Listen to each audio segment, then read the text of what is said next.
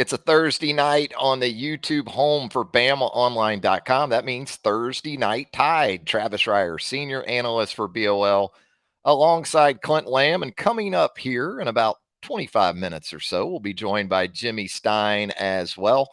Clint, you checking out some games tonight? I know we've got the Lions and the Packers on the Amazon. Excuse me, I got a little bleed over here. Let me fix this. All right, there we go. Little technical difficulties, but I think we got it worked out. You know what you don't want to do, Clint? You don't want to have the YouTube browser for the show open at the same time that you're trying to actually do the show. Just figured that out. Quick learner right here on live stream. But you've got the Packers and the Lions. Last check, looked like the Lions were threatening to boat race the host Packers. That would be 4 straight wins for the Lions over the Pack. You got some college football.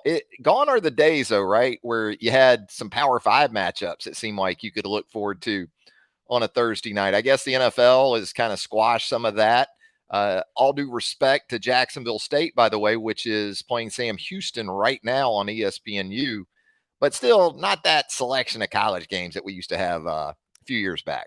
No, it's certainly not. I think Isaiah Buggs, I think he got a sack tonight. So, I mean, obviously, every time you turn on an NFL game, there's an Alabama player somewhere, one side of the ball or the other, doing something spectacular. So I guess it's Isaiah Buggs night. Yeah, and Isaiah a couple weeks ago, I don't think he was active, maybe for the season opener or had been released. And so good to see him back doing some big things for the Detroit Lions. But certainly we're going to talk a lot about Alabama and Mississippi State on a Thursday night. Nick Saban had his weekly radio show just before we took to the live stream. We'll get into some matchups for this game on Saturday night over in Starkville. Interesting on a number of levels because we heard Saban tonight on the radio show. And by the way, Charlie Potter kept us up to speed with those nuggets coming from the radio show there at BamaOnLine.com. Saban really feels like, or at least this is his public stance, that this game is a bigger challenge for Alabama than the one it just cleared with Ole Miss. And he continues to cite the physical nature of Mississippi State, more so probably on the defensive side of the ball. And then Clint, he also, I know, is aware of taking this deal on the road with Jalen Milroe. And specifically, it seems as if, just reading the tea leaves a little bit, most of his comments are in relation to the Mississippi State defense and the potential problems it could cause this Alabama offense. Yeah, and, with Jalen Milroe, you got A&M last year, you got MTSU, you got Texas, and of course, you had last week against Ole Miss. A lot of home games. Obviously, he came in for Bryce Young last year against Arkansas on the road, but haven't really seen him be a starter on the road yet. I'll be curious to see how he ends up looking on that front. Absolutely. That's going to be a storyline for sure going into this game. And it has been all week.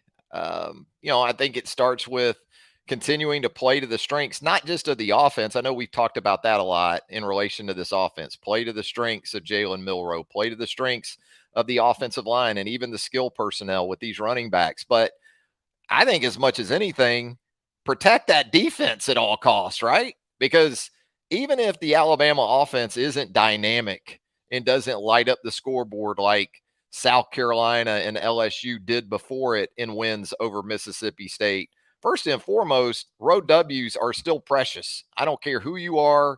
I don't care if you're Nick Saban. I don't care if you're Billy Napier. There's a lot to be said about road wins, especially within the league.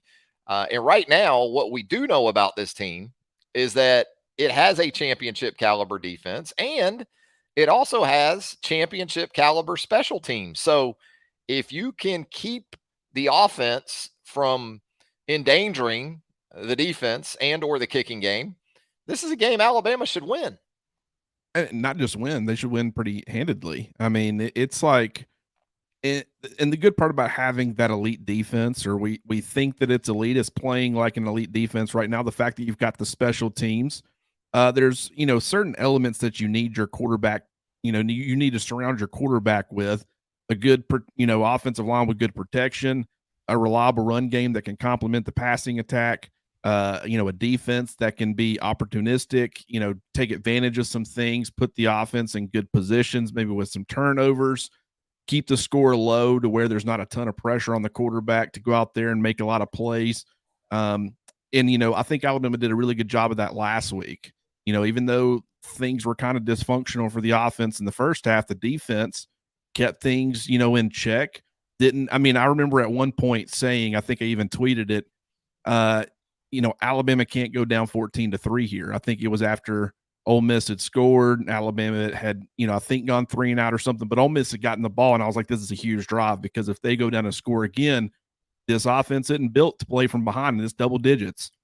So, you know, as long as they can continue to do that, if we don't know about the run game, we don't know about the offensive line. Obviously, they took a lot of positive steps last week, but to me, it's still an unknown because it's only one half of football.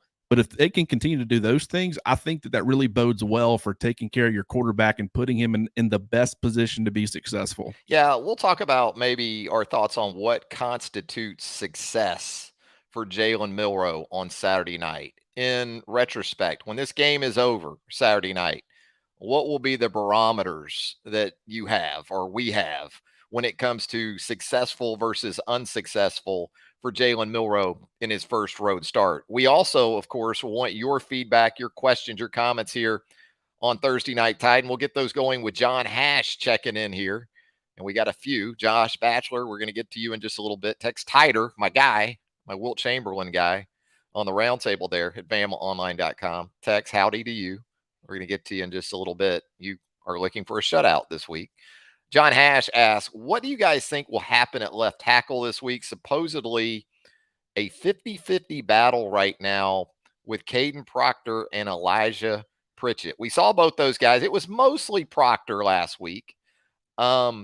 Nick was sort of ho-hum about the performance of the two left tackles in the win over Ole Miss. I thought the pass protection in general was better. So what do you think? Is this thing on the verge of maybe Elijah Pritchett surging ahead? I think you have to be careful in some ways with Caden Proctor. You put him in this situation as a true freshman. You put him out there.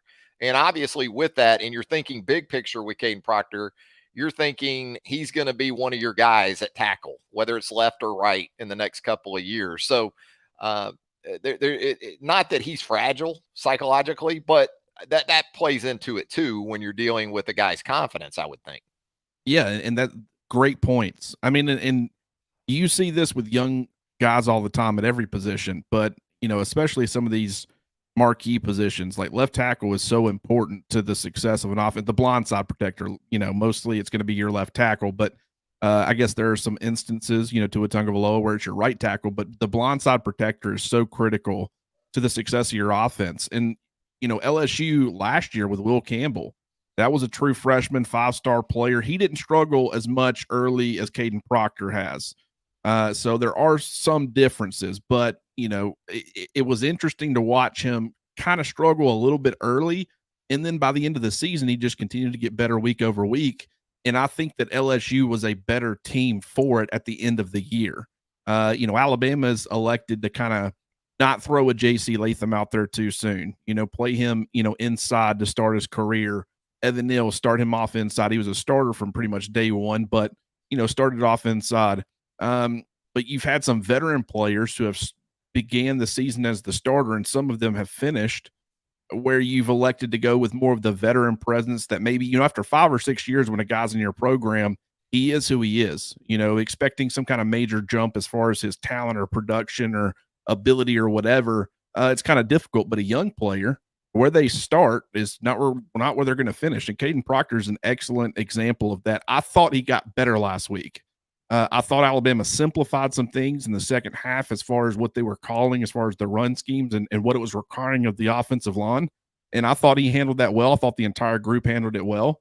And I'll be curious to see how he continues to improve because, when you have a guy like that, I guarantee you Mississippi State's dialing some things up or, drawing some things up to try to make his life difficult on Saturday. And he's got to be able to hold up. Alabama will probably do some things to protect him, but there are going to be instances where he's got to get the job done. I know we've talked about expanding the quarterback run game as a potential helpful item for this offense.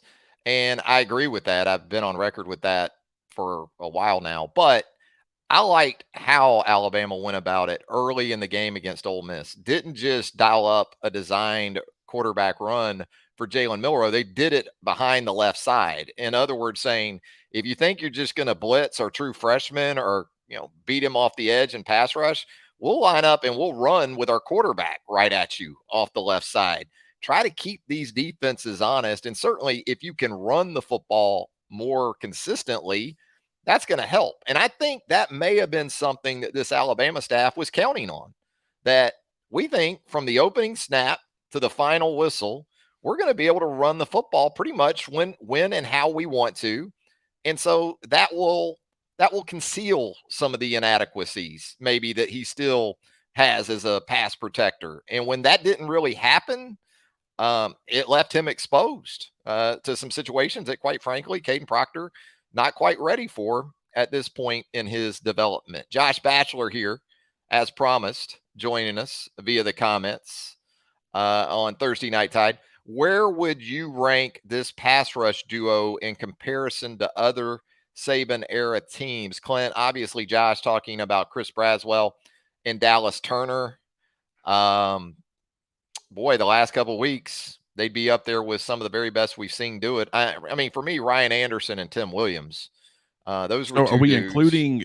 Does it have to be just exterior guys, or can it be like? Can you include Jonathan Allen in that? I would say you could. I would think his point is more about edge, but absolutely, if you want to put guys like John and maybe Duran and Quinnen and some of those guys in that stretch there, absolutely.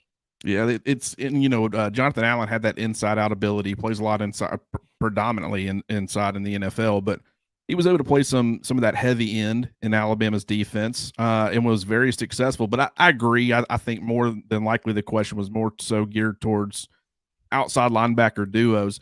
It's unfortunate because I think that a guy like Will Anderson could have really benefited from how Alabama's attacking things this year with his pass rush. So having Dallas Turner last year, who has the ability to drop in coverage, I think that a lot of fans get frustrated with that fact. In some crucial situations, you'll see him drop. That's by design.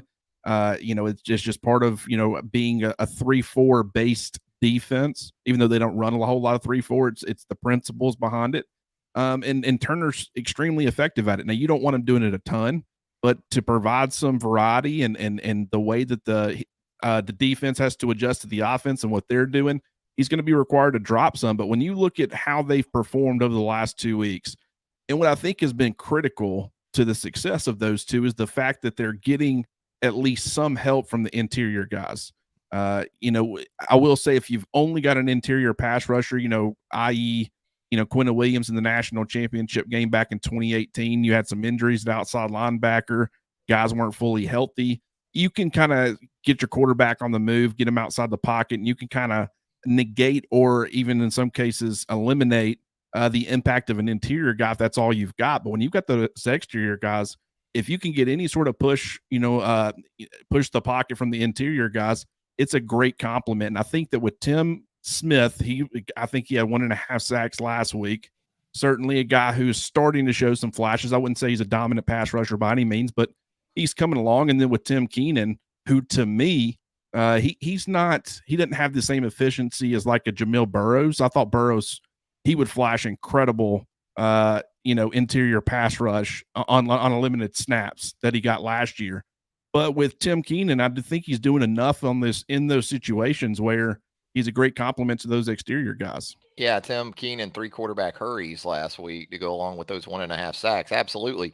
You start getting it from the inside guys, and then you see offenses like Ole Miss in the second half trying to single block Turner and Braswell with its offensive tackles, and they're down 14 points, and they're in comeback mode. That's a tough place for an opposing quarterback to live. We talk about some previous duos. I'll give you a couple that injuries in Atlanta robbed Alabama of. For much of the 2017 season, the season opener against Florida State, injuries to Terrell Lewis, injury to Christian Miller, That cost both those guys most of that season.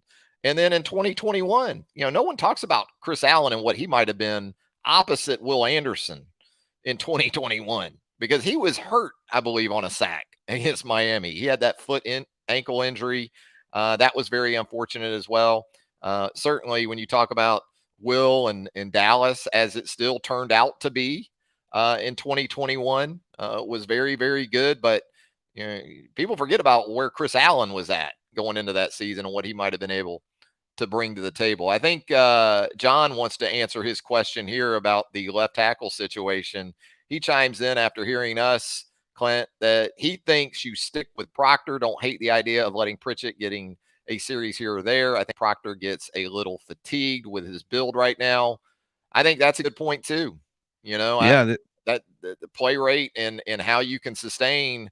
I think back to guys like DJ Fluker had to take a redshirt year as a freshman. I think it was back in 2009 because it's real stamina and being able to sustain over the course of 4 quarters at this level, especially when you're coming from Iowa high school football. And even if you did have a spring practice like Caden had, it's still a major step up, right? Yeah, I remember hearing a story about DJ Fluker back when he was a freshman. He arrived.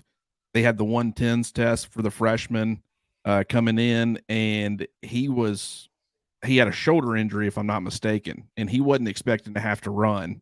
And I had someone tell me that he was rather shocked when Cochran said, "Hey, Fluker, you're running." He was not in shape. It was a struggle for sure. But then he ended up having that redshirt season, was able to get in shape. Had some first year struggles as a starter, even though he was a redshirt player. He was going into year 2. We got to remember Caden Proctor's in year 1. He was playing high school football last year. So he didn't have that year in the system. J.C. Latham was a guy who got a year in the system before he was thrown into the mix. And so, Caden Proctor probably would have benefited from that. But, this coaching staff likes the idea of kind of letting him work through some things. But I will say, Travis, I'm interested because based off of the response from Nick Saban when he was asked about left tackle, he was talking about injuries kind of forcing some guys to play some different positions. That kind of had me wondering, a lot of people, myself included, initially had thought maybe, Caden Proctor being more protected, playing more in a phone booth there at guard, you wouldn't have to deal with the SEC speed. Or, Elijah Pritchett was another guy who I thought he has the ability to kind of dig some people out and good run blocker coming out of high school. So I thought maybe he could end up playing inside at guard. Do you think that's a possibility? Well, it's really what we've seen in previous years, right? Whether Alex Leatherwood, Jedrick Wills actually played some guard very early on in his career.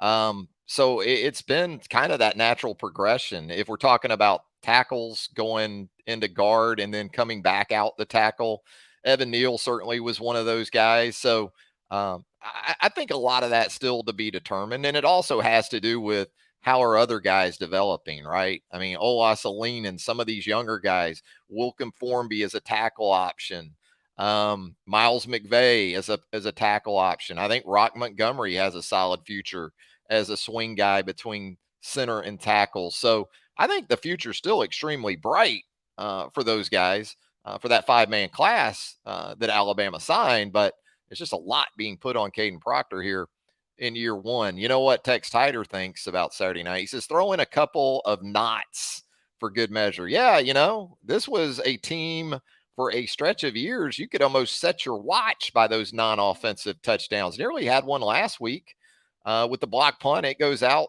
at the 1-yard line of Ole Miss. And of course, we know what happened after that, 40-yard field goal. But Will Riker, just like you draw it up, right? You get first and goal at the 1. You're just trying to get the ball in the middle of the field back around the 22 because you got an All-American kicker. You're just trying to get him sized up. That's all that was. But knots, they always help, and they certainly help on the road. And I'm old enough. This is how old I am. My first trip to Starkville was in 1992. Night game, big crowd, crazy, good Mississippi State team. I believe that's Jackie Sherrill at that point. And Antonio Langham blocks a punt that goes for a touchdown. I remember that. Yeah. So maybe it's this week. I'll tell you this much, right, Clint? Something better than field goals in the first half would be a nice thing. Alabama, the last 3 games in the first half, 5 field goals, maybe a touchdown in the first half this week in the first half. What do you think? That's another great point, Travis. And the thing with this Alabama offense, when you get in the red area, you've got to help Jalen Milroe. You've got to have some success. We talk about, have early down success to where you're in favorable down and distances to kind of put him in a position where he doesn't have to be a straight drop back passer. The last thing you want to do is snap the football over his head, and now you're looking at a situation where it's first and goal from the 15, 20-yard line, whatever it was. That's certainly not what you want.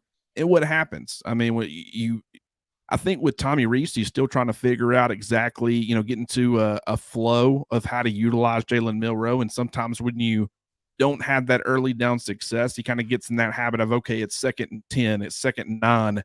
With a lot of quarterbacks, it's like, hey, we're probably going to have to drop back and throw the football a couple of times to try to get a first down here. With Jalen Milroe, that's not what you want him doing. So you kind of got to stick to the game plan, make sure you're utilizing his legs, but you've got to have that early down success. And I think with some of the struggles, once you condense the field and you're sticking 11 defenders in, a much smaller area, guys don't have to cover as much ground.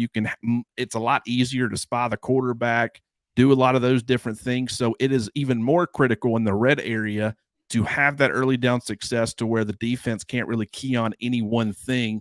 And I think that will certainly help him. But yet it's been an interesting first 4 games, that's for sure. Just a little bit, with an emphasis on the offensive side of the ball. Josh checking back in. That Foley turnout early Saban years was insane. Yeah, and Robert Lester was kind of thought to be at the time a little bit of a throw in there. And he went on 2 or 3 time, I want to say, all SEC safety. Just a really, really good player for the Alabama defense over a handful of years. Robert Lester, back in the day, of course, Julio's Julio. And DJ, I would still say that 2012 Alabama offensive line, you probably got to put it on the pedestal of Nick Saban 5s that he's had. Now, look, 2020 wasn't bad. As we know, that offense in general was somewhat generational when you look back on it, between what it could do both running it and throwing it. But DJ, obviously, a big part of that as well. It's about that time, as promised. How about some Jimmy Stein as we move forward here on the program? Hey. There he is. Hey, guys. Jimmy, are you locked into that JSU Sam Houston game? Can we get an update from Texas? Is literally what I have been sadly almost watching. 21-7 Sam Houston over Jacksonville State as we talk. And I'm a little disappointed. I've been rooting for Rich Rod and the in-state guys. Feel like I know about half that lineup from following in-state recruiting, and not going well for the Gamecocks tonight. Yeah. Sam Houston, traditionally a pretty good program. Sure. I think the FCS level, and then I can't keep up either, guys, with all these programs that are making the jump or have made the jump, like JSU to Division I. Good for them, but Jimmy and I, we're old enough to remember when a lot of these teams were in the old Division II Gulf South Conference, for crying out loud. Troy, UNA. I remember Troy State. UNA, absolutely. So West Alabama still holding it down, I guess, over in Livingston. Hey, Jimmy, we were talking earlier. Wanted to get both you guys' thoughts on this. What constitutes a successful start for Jalen Milroe on the road Saturday night in Starkville? We'll start with you, Jimmy. I'm going to say, I know this just sounds so simplistic, but a win. The last 10 road games just haven't been pretty for Alabama, regardless of opponent. Now, they did play pretty well in Starkville the last time around with Bryce Young at quarterback. But I think a win of any shape, semblance, or size is acceptable, considering all that's kind of gone on, considering all that's gone on with Jalen Milroe. Considering his lack of experience, again, by far the least experienced quarterback in the league. I did something on the board last week about career pass attempts for all the SEC starting quarterbacks. Jalen Milroe had almost a tenth of the career passing attempts as the top 3 or 4 guys on the list. He was the least experienced guy in the league, almost by far. The only guy close to him was Carson Beck, who is in year 4 of his career at Georgia, not year 3, like Milroe is. I think considering how young Milroe is experience-wise, and Alabama not playing well on the road, except for maybe one time out of the last 10, I think a win of any kind should be considered a success, frankly. Yeah, we're even getting to the point now, guys, and Clint, I want your thoughts on that, where we're seeing backups jump in like Max Johnson at Texas A&M, that when Alabama goes to A&M in a week, Max Johnson as the backup at A&M is going to have more starting experience still a lot more than Jalen Milroe. So that's what you're starting to see even in some of those situations, I guess, Clint. Yeah, absolutely. And with, it being a road game, I wouldn't be shocked if you saw him kind of get baited into another one of those decisions where it's an ugly interception or something similar, taking some unnecessary sacks. This guy's still growing, so, and these things are going to happen. It's going to be a hostile environment. He handled the Arkansas crowd extremely well, and I don't think we talk about enough the fact that things started to fall apart in Fayetteville for Alabama. They had a commanding lead early. They had taken control of the game. Things started to fall apart, and it was Jalen Milroe who kind of rose to the occasion. It was with his legs mostly, but he was able to kind of weather the storm, put Alabama back into a position where it was able to, it end up winning pretty handedly by the end of it. But I would like to see him avoid the turnovers if possible. I think it would be a wildly successful game. Obviously, Jimmy, it starts with the win. So Jimmy's absolutely right. Get a win. Doesn't matter if you have one or two of those ugly mistakes. Certainly don't want, a Texas game where you have one or two of them and it helps aid, a loss or something like that. But if he can avoid the turnovers or avoid the unnecessary sacks, just continue to take steps in the right direction. In the second half last week, we finally saw not just him, this entire offense moving in the right direction. You hope that they can continue to build on that momentum. No more ugly USF styles of games where you can't get anything going until late. No, snapping the football over the quarterback's head, on first and goal from the 1 yard line. That kind of stuff should be automatic. Take the stuff that you're given and capitalize on all of it and try to avoid those unnecessary turnovers. And if he can do that with what we think the rest of this roster is going to be, they can beat a lot of really good football teams in college football. Yeah, we've heard Nick Saban say it so many times. Any possession that ends with a kick is a good possession. And there are some years where I think we could all argue that wasn't the case for Alabama, whether it was place kicking woes, whether it was punting woes here in recent years even. This year, though, with Will Reichard and James Burnip, if you just take care of the football, you're either going to probably end up with 3 points or you're going to put the other offense inside its own 20 or in a position where it has to drive the length of the field against an ascending Alabama defense. So it's not just cliche this year. And we don't talk about that enough. I mean, that the combination of James Burnip and Alabama's defense, that in just itself, at some point, that's going to win Alabama. That should be 9 wins, shouldn't it? I'm telling you, it is going to be the deciding factor in at least one football game this year. Mark my words. Yeah, I think for Jalen, it's not that difficult to outline. I know it's easier said than done. It's not an easy gig that he has. Run the operation as smoothly as possible. Don't throw the ball into trap coverage. That's it. That's pretty much it this week. If you do that, I think Alabama will be fine. And here we have TJP checking in. Reichard or Burnip win the Heisman? Just forget about the Ray Guy. Forget about the Groza. We've got 2 finalists that TJP has for us for New York City. No, seriously, though. Make good use of those guys. And Alabama has. I sort of joke about the first half touchdown woes that Alabama has had over the last 3 games. But again, this is a team that can win a lot of games like it won the Ole Miss game 24-10. Now, where you wonder about the rubber meeting the road a little bit is when you start talking about the real standard at Alabama, especially under Nick Saban. Championships. I think big picture wise, we've talked about this before, Jimmy. There still has to be some growth, and probably more than a little bit if Alabama's going to get there with Jalen. With Jalen, yeah, sure. But I would start with the defense in terms of, is this a championship level defense? Can Alabama win a championship with this defense?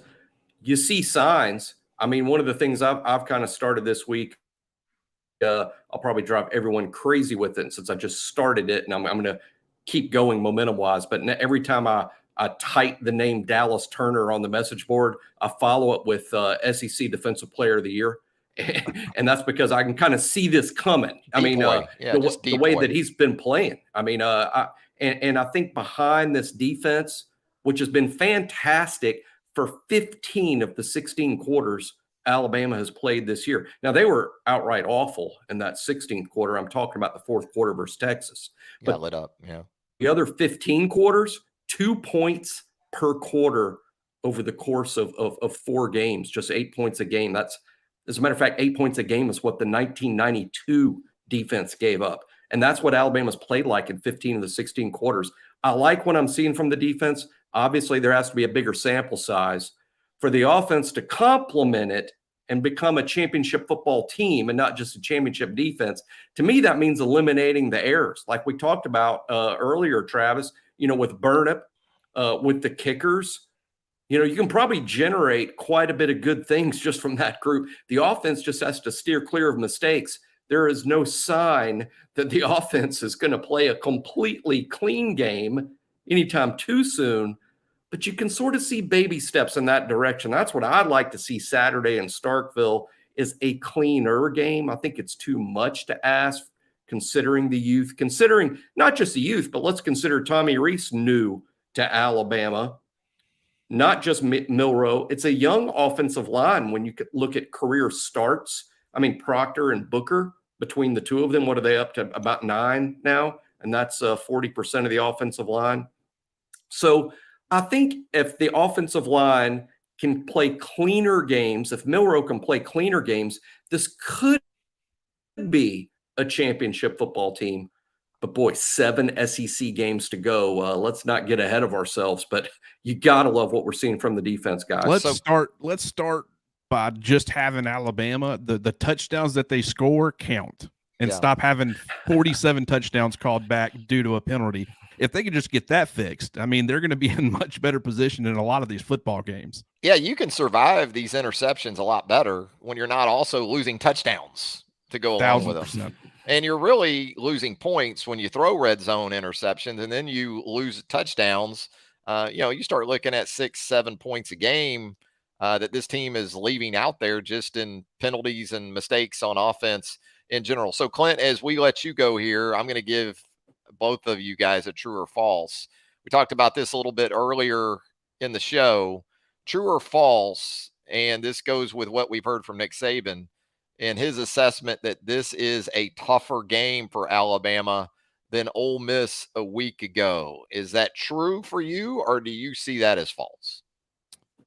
Oh, man. On the surface, it looks very false to me. I'm not saying that Mississippi State can't provide some challenges, and the fact that it's in Starkville, I mean, that changes a lot too. I mean, Jalen Milroe in the offense, they had the crowd at their backs, not as much pressure. Those cowbells going, that can add a wrinkle or an element that's tough to overcome. And I mean, you even saw, I mean, I don't know if that home crowd with USF was really a home crowd for USF, but I mean, when you're playing on the road and things start going wrong, it can kind of snowball a little bit. And so what they have to be able to do early on is whether the crowd, whether the cowbells get some things going offensively, take the easy stuff, and kind of establish, we talked all offseason about tone setters, setting the tone with your offensive line, bullying people, pushing people around. You didn't really see that at all. I mean, I guess at the beginning of some of these games, you saw the signs of it or the flashes of it, but the consistency to be able to do it, especially when things start going wrong. After the interception against Texas, they didn't have that same edge. USF, a couple of things don't go their way. They start, they lose that edge. Hammer the football, have success, establish yourselves as the dominant, physical tone setter of the football game, and then play off of that. But I would say, as far as your question, I'm going to go false. I think this past weekend was a little bit more challenging as far as personnel is concerned. But I will give, Mississippi State credit. They're running the football a lot better with Woody Marks. Obviously you got Will Rogers, a veteran quarterback who, over the last couple of weeks, they weren't really throwing deep passes over the first couple of games. They really started to turn it on a little bit over the last two, and that's helped them, keep things close. They lost both those games, but it kind of put them in a shootout with South Carolina last week, and they came close to winning that game. It can provide some challenges. I'm not saying it's going to be a cakewalk, but I'm going to say false. And with that, Clint, we appreciate you, man, checking in and joining us here on Thursday Night Tide. Clint always doing a great job for us there at BamaOnLine.com. Check out all of his great work with us right there at BOL. Thanks, Clint. We'll talk to you soon. Absolutely, fellas. Good talking to you boys. There he goes, Clint Lamb. He's off, man. He's out of here. And now there were two. Me and Jimmy, the old heads. We're supposed to be in bed. We're supposed to be in bed by now. We shouldn't be finishing this thing up, but I'll kind of move that towards you. And this, it's interesting because offensively, at least, Mississippi State and how it goes about its business, in most years, I'd say that's not a good matchup for State to be more pro style and essentially say, we're going to run systems that are similar to what Alabama runs with 3 stars instead of 4 and 5s. And as you know, that doesn't always play out so well. You look at Brian Harsin and what Auburn was going to be up against with what he likes to do just in terms of schemes.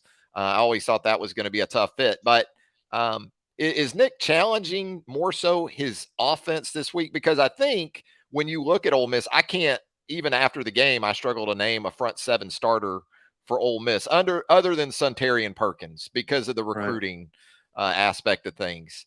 But when I look at Mississippi State, I know Crumity, I know Pickering, I know Johnson, and I know Watson at the linebacker position. So right there, that makes some sense to me that Nick would feel that way. Yeah, Johnson and Watson. I mean, Nathaniel Watson, I think is their absolute best player on defense. He's actually an Alabama native from little tiny Maplesville in Alabama, and Nathaniel Watson's had a great career at Mississippi State. He's one of those guys that before the game, regardless of opponent, you just write down Watson's going to have 10 tackles, and he does week in, week out. Really good player. Yeah, I think it's a challenge for Alabama's offense in particular to play through the noise, play through the cowbells, play against quality SEC athletes that Mississippi State has every single year on defense. And even though I can't go into the game naming a lot of these state guys, what I can promise you, Travis, because this is just, you can set your watch to this. Every year, Alabama plays Mississippi State, and they have a defensive back that on the field, I'll look at and I go, why doesn't he play for Alabama? Well, Marcus Banks used to. Oh, exactly. There you go. There you go. They do have one that actually played for Alabama in the past, I guess. But I get your point. Emmanuel Forbes, Martin Emerson. Every year you're right. Exactly. There's one. They have one that's going to be in the NFL for 10 years too. Exactly. Total dude at defensive back. Yeah. But what they're undergoing on offense, and since it's just the two of us old guys talking now, I know you'll remember this well. But you know what they're undergoing on offense, or what it reminds me of? In 1989, Alabama had this Homer Smith offense. Starting quarterback gets hurt. They bring in Gary Hollingsworth. Homer gets out his pen and his napkin, and he sort of creates a new Gary Hollingsworth offense. And the next thing you know, Alabama's spreading it around. They've never done that before, ever. I mean, when I mean ever, I mean at least not since the 60s. Spread it around, throw into the tight ends, throw into the backs. And the next thing you know, this second or third string quarterback is SEC Defensive Player of the Year. Right. Alabama's scoring 40 points every week. It's this exciting spread, almost an air raid type offense, certainly for Alabama. And then Bill Curry moves on, and the new coach comes in as Gene Stallings. And Gene Stallings, because he had spent almost his entire coaching career in the NFL, Stallings shows up. He goes, you know what? We're going to run an NFL offense. We're going to run an NFL defense. We're going to have an NFL system here. And then Gary Hollingsworth and those same offensive players were put from the Homer Smith college air raid stuff into an NFL system. And let's be honest, that offense stunk. Yeah, they couldn't score, especially really throughout that 90 season, but especially early. Lost the first 3? Brett Favre led a comeback with Southern Miss. Couldn't score against air. Couldn't No. score against air. Struggled it at was. Georgia in a loss, Florida at home. So isn't Spurrier's that kind first of what year. Mississippi? Yeah. Don't you see that's kind of what Mississippi State's doing, going from Mike Yeah. Leach It's to an what they're now it's pro an stouts. analogy. Yeah. It's an analogy I've thrown out there, but I just felt so outdated in doing so. But I enjoy talking about it with you because I Exactly. absolutely remember Saran Stacy and Kevin Turner and Marco Battle, Lamont Russell. Lamont Russell at Lamont about a Russell. 195 lining up at tight end, but catching like 700 balls. Oh, That's you right. know those guys when that offense went away, and Yeah. then Beebs came in with that ground and pound, and you know what? It worked. It paid off. He wanted more physicality. He wanted to be tougher and play with defense first and foremost. And what? A couple of years later, Alabama's the national champions after that Sugar Bowl Exactly. win down in And I'm not New saying Orleans. that's what's going to happen at State, but they're No. undergoing that similar transformation Yes. that is ugly in the early going. Because And they threw for 478 last week, which made no sense. True. No, it almost seems like I Where'd watched the that whole come game from? tape. Yeah, it almost seems like they're like, hey, you know what we've been doing? Let's scrap that. Let's do what we did last year. And But it was pro concepts. I watched some of that South Carolina game, and it wasn't like they really changed conceptually. They were running some of the play action game and some of those things you see Alabama run.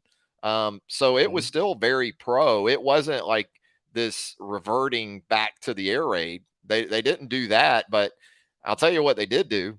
They got Tulu Griffin inside against some star defensive backs and some safeties, and he just ate and ate. He had like 5 catches of 30 yards or more in that game last Saturday night, which takes us to the Alabama defense once again. And Malachi Moore has been lights out through 4 games, and we expect to see that matchup perhaps with Griffin and Malachi. I've talked about this throughout the week. You probably have too. The luxury you have is on the outside right now. You probably feel like we can take Terry and Arnold, we can take Kool-Aid McKinstry, and we can say lock their outside guys up, and then we're going to help against Griffin or send numbers his way or attention or something if we have to. That's obviously going to be the matchup. Although with Deontay Lawson perhaps out for this game, it feels like it might be a wash though, because you're hearing Woody Marks maybe isn't 100% at the running back position for State. Just a lot of things to consider in that matchup between the State offense and the Alabama defense. Well, the Alabama defense, I think Malachi Moore, you mentioned, unbelievable season, and Deontay Lawson had an unbelievable season, now probably out for a couple games at the very least with an ankle sprain. But Malachi has been so good. And what's so impressive about him, Travis, is obviously at the star position where he was a 3rd-team All-American as a freshman, and he's making most of his plays now. But when Alabama goes to dime, which you'd have to do a ton against Mike Leach, I don't know if we'll see dime at all this week. Our zone. Last year, played a lot of zone against Mike Leach. Yeah. That's right. And they defended it really well. Alabama sort of had Mike Leach's number. I mean, in terms of Alabama defended that Leach offense going back to really Joe Kynes. Well. Alabama did. Oh, 2005. Yeah. 2005 Cotton Bowl. I think they gave up 7, maybe the whole game. But Malachi Moore switching from star in nickel to money in dime and still maintaining that level of productivity has been so impressive. But again, I think we'll just see Malachi at star this weekend. I don't see Alabama playing a lot of dime. Alabama played 2 snaps in dime versus Ole Miss. I don't know that we'll see dime this weekend. I think it's just Alabama staying in nickel, keeping Malachi at star, where he can work on that slot receiver, work on the tight ends, and of course the star can get heavily involved in run defense as well, kind of sitting in the same spot the Sam linebacker would be in regular. Malachi has been a true superstar. This Alabama defense, I think this particular game, Travis, has Malachi's name written all over it. Also, Dallas Turner, SEC Defensive Player of the Year. I think Dallas Turner will also have a big game. Will Anderson had huge games against Mississippi State as Alabama's best pass rusher. I see Dallas continuing that, and Alabama's defense continuing to march on behind Malachi, behind Dallas. I see them as both strong first-team All-American candidates based on what we've seen so far, and I think it continues in Starkville. Yeah, when you say not a lot of dime, guys like Trey Amos don't like to hear that. Right. Q Robinson doesn't like to hear that, because Their those are snaps. guys, those are their snaps and that dime package that go by the board. But Alabama they were so good in nickel. And, look, I think Ole Miss with Quinshon Judkins, and also with what Jackson Dart can do with his legs, you kind of got to stay in nickel. And Lane likes to keep a tight end on the field. I mean, Caden Prescorn last week, his first action of the season, even with Michael Trigg apparently moving on from Ole Miss, you had to kind of stay in nickel for much of the game. And I'm with you, probably more of the same this week against State. And you think about that inside linebacker position. If Lawson can't go, one of the silver linings, I guess, of that platoon that we've seen with Jahad Campbell and with Trez Marshall and with even Kendrick Blackshire, when Alabama opens on defense Saturday night, who do you think, if Deontay doesn't go, do you think it's Marshall and Campbell out there first, or could it be Blackshire and Campbell? Because for me, that's what it comes down to. I think Campbell's going to be out there, and then it's going to come down to Marshall and Blackshire, perhaps one or the other or both seeing a good bit of action in that game. Yeah, I think right off the bat, Travis, I think it'll be Marshall and Campbell right off the bat, because one thing about Marshall is he's a green dot guy. And that's what you really look. Deontay had been a spectacular player, but he's also the green dot, for everybody that listens to the show that's also an NFL fan. You know what I'm talking about. The Mike linebacker that's the quarterback of the front seven, that's on the helmet that's got the microphone in it so he can hear directly from the defensive coordinator. That's Deontay. He's out. I see Trez Marshall as the new green dot guy. And Jahad Campbell, you can't take him off the field. He's playing more snaps than anybody other than Deontay now inside. I think Jahad Campbell, Travis, not just good, but great. He's on his way to great. This is going to be a great, great player. Not just, he's a starter as a sophomore. No. This is Alabama's one of their next great players. And he'll get better each week as he stays healthy, as you said. So I see it as Trez and Campbell. However, if the other team has some success running the ball inside, you can easily see replacing the 217-pound Marshall for the 238-pound Blackshire, roughly. If the other team's having some success in that area, I think Marshall might still be a little more rangy than Blackshire. And again, you lose Lawson, you need another green dot guy. So I see Marshall and Campbell, but I also see them playing extremely well. I've thrown some flowers at Robert Bala. I think he's probably getting an assist from Kevin Steele, who's sort of a roving position coach for Alabama, the defensive coordinator without a position. But Kevin Steele, his expertise is an inside linebacker. I think Steele and Bala together have this whole inside linebacker group playing great, to the point that you can lose Lawson, maybe your best player. But I bet you don't see a drop-off at that position in terms of the productivity this weekend. I think they'll be great again. And Campbell, again, future superstar. Yeah, I think the biggest concern you would have would be almost similar to the green dot on offense, the quarterback, in that you don't want these guys to go rat trap without Deontay out there because of making calls and checks and, still having to play and carry out their responsibilities after all of that. I think that's why you go to the transfer portal at both positions. Alabama went to the transfer portal at quarterback for an experienced guy and Tyler Buckner. It hasn't worked out as of yet, but I think the decision to bring in Trez Marshall has obviously been beneficial. Maybe the numbers aren't the kind that blow your hair back necessarily, but there is a level of dependability that going into this situation on the road, as you said, if you open the game with Marshall in that role, he's going to handle that, similar to Henry To'oTo'o before him.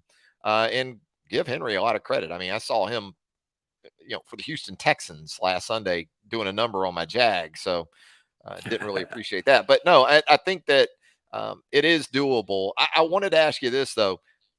We talk so much about the good things with this Alabama defense right now, and they're easy to spot. Is there one area, though, that you look at still and say, maybe a little bit vulnerable? maybe one of the safety spots, maybe still interior DL or the defensive line in general, although we saw some encouraging signs from that group against Ole Miss? Yeah, it's going to be real specific, which goes to show how excited I am about this Alabama defense, because nothing in general, I say, oh, I'm not sure against the run, or hey, I'm not sure against a team that's going to throw it 40 times. It's not that. But there is something specific that's going to make me nervous until I see Alabama do this well, Travis. And that game is coming up. We just talked about no dime against Ole Miss, probably not much dime against Mississippi State, probably not a whole lot of dime against Texas A&M. But Tennessee, they spread the field. They play fast. Now they run it. They're running it more this year than they ran it last year. But Tennessee, tempo-wise, still the fastest offense in all of college football in terms of tempo, and they go, go, go. I think you're going to see a ton of dime against Tennessee again, just like we saw last year. And all those points Alabama gave up, a couple of things about that dime group. You got Amos outside now, not, Terrion moves inside. Amos is outside. Heupel's going to attack that. Secondly, and the real concern for me, Travis, is Alabama's pass defense from those inside positions. Okay, I think I'd feel pretty good about Terrion maybe at star, but the freshman Downs, the 6th-year-old man, Jalen Key, almost as old as me and you, buddy. No. Jalen Key at safety. Downs, complete opposite, the 18-year-old at the other safety. Malachi Moore at money.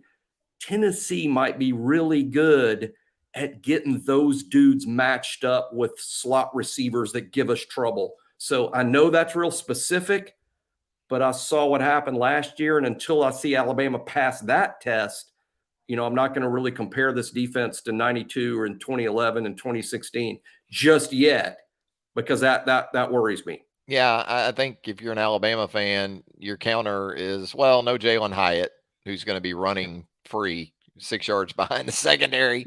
And I'll say this: I don't think Tennessee's offensive line is what it was a year ago. Right, and I agree. For as much as we should talk about Tennessee and explosive plays in the passing game, because Alabama has fallen victim to that, not just last year, but also in the game in Tuscaloosa 2 years ago. It gets kind of hidden by last year's performance because it was even more explosive for Tennessee in that one. Tennessee wants to run the ball. They've got backs too. Jalen Wright, Jabari Small. They've got depth at the running back position. I don't think they're quite the same right now up front. And, Joe Milton's under fire too. And that's the easy sort of kind of like Jalen with Alabama. It's easy to look at the quarterback and say he's not performing, especially when you're following a guy like Hendon Hooker or you're following a guy like Bryce Young. And that's true to an extent. But the other areas that you were able to sort of hide some things because of your quarterback being so proficient, you're not able to do that now. And things become a lot more revealed than they were. So we'll have plenty of time to talk about Tennessee. It's never too early, though, right? I mean, we can talk about, is Nico Alama-Leva going to be the quarterback in Tuscaloosa? All those things. We still got a few weeks, but you talk about, you feel good about the defense when the question is what worries you about this defense, and I jump 4 games ahead. Josh is checking back in here, and he has a question for us. If you had to predict what player is next to have a breakout week like Jalen Hale, breakout guy this week. I love this question. I'm glad we got to it, Josh. Great question. One of the things that stands out to me, I talked about all summer, is maybe the number one trait on this Alabama team. In years past, it's been superstars. Alabama's got more superstars than anybody, proven great players. This year, I felt it was maybe a little shorter on proven superstars, but the depth of good, maybe a shortness of great, but the depth of good. And now we look up 4 games in the season. Alabama, with their first team offense, plays 3 running backs, 7 receivers, and 3 tight ends. That's a lot. So I think it's not easy for anyone to break out because they're spread so thin in terms of wanting to get the ball to all these guys.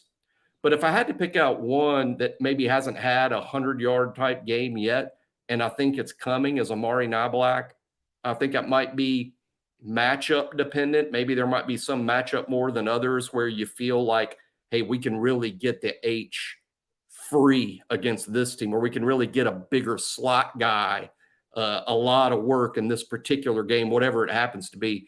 But I would go Amari Niblack in terms of like who hasn't had a huge game statistically, and his day is coming. I'm going to go with your guy, Jihad Campbell, on the defensive side of the ball. I think he's obviously had some statistical production. It's not that that hasn't been the case, but I just think every week he gets further removed from that injury that he had to work back through. We're just going to see more and more of those physical attributes that he brings to the table. And it's a running back centric offense, or at least it wants to be. I think Woody Marks only had 12 carries last week, but he still caught 3 balls. So Marks is going to have, if he's healthy enough, he's going to have 15 plus touches, which means your inside linebackers are going to be busy. So I'll go Jihad Campbell this week, and not just because of his work in the run game or even in coverage, but also what he can bring to the table as a blitzer. We've heard Nick Saban talk a lot this week about the expectation, and I'm going to hit you with this one on the way out, kind of jumping around. Nick Saban expects Mississippi State to come after Jalen Milroe. Do you think that would be the case? And if it is, and understanding it's kind of Zach Arnett's DNA, would you blitz Jalen Milroe? Or is the blueprint kind of out there? Rush 3, play a spy technique. He's not going to get to the back a lot of times, or some of the times he's not going to get to the tight end. He's not going to get to his check down. He's feeling some ghost pressure at times. He's looking to ditch. What do you think? What do you expect Saturday night? You think State comes after him, or do you think they go against their tendencies a little bit? No, I think a coach is kind of what he is. And Zach Arnett is, first of all, I have a ton of respect for him as a defensive coach. I think he's probably a guy we don't talk about enough as being, outstanding in that area. And he's seen Alabama a couple times now. I think he's going to pressure Milroe a lot. I think the best way to attack Milroe right now is force him to make decisions. Don't leave yourself to be out athleted, because you are going to be out athleted. And I'm talking about his arm and his legs, but force the young quarterback to make decisions on the fly. I think that's how you do it. That's probably bringing the house a lot and then making it a lot of ad lib. But where Alabama can be really good, Travis, is if you do the, hey, we're going to rush 3 and drop everybody. I agree. That's a great way to defend Jalen's arm, because that's tough. That's what teams did to Alabama a lot last year. And the fans were complaining a lot. The wide receivers don't get open. Well, a lot of times they were trying to get open against 8 guys who dropped. It's kind of tough to find room. But if you drop 8 this year or drop 7, where Alabama can beat you up to death is just those running backs. That's fine. Okay. Jace and Roydell will 5 and 6 yard you to death if you do that. We'll just run RPOs and just run inside runs, and it'll be boring and it'll take a long time. But if you're just bringing 3 and you're dropping everybody else, the backs will just take 5 and 6 yards a snap. I'm not sure Alabama was equipped to do that a year ago, and they are now. So I sort of like the well-roundedness of the offense and dealing with whatever they come up with. I think there can be an answer, but in the end, it's about Jalen Milroe making the right decision and not ripping the kid. Again, I believe it's just a matter of inexperience for him, but this is now going to be, I think, the 4th or 5th start of his whole career. But after this next start and the one after it, you can say, hey, he's been a starting quarterback for half an SEC season now, and he's going to start to understand things. And that's the way I think it's going. And no matter what Zach Arnett comes up with, I think Alabama and Tommy Rees is going to have a pretty decent plan for it. Yeah.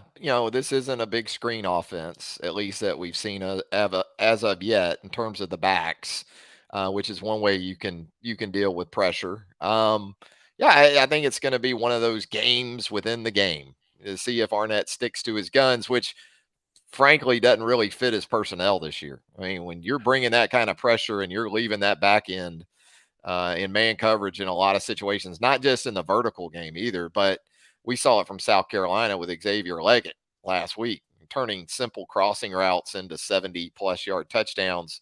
That would obviously suit some of Alabama's inside receivers like an Isaiah Bond or a Kobe Prentice. It could be that yards after catch are big in those situations this weekend as well. Well, Jimmy, it's been a lot of fun, my man. Always appreciate you taking the time here on Thursday Night Tide along with Clint Lamb. And have a great weekend. We should have plenty to talk about, I think, next week. For Jimmy Stein, Travis Reier, thanking you as well for checking in with us. Thanks to everyone who contributed to the program this evening. It's Thursday Night Tide. Adios to you as well, Texas Tider. We'll catch up with you there on the roundtable. The premium message board at BamaOnLine.com. We got continuing coverage of Alabama, Mississippi State for you. And of course, recruiting never sleeps, whether it's football or, as we've seen in the last week, Alabama men's basketball continuing to make some big waves on the recruiting trail under Nate Oates as well. For Jimmy Stein and Clint Lamb, Travis Reier, thanks again. Until next week, so long.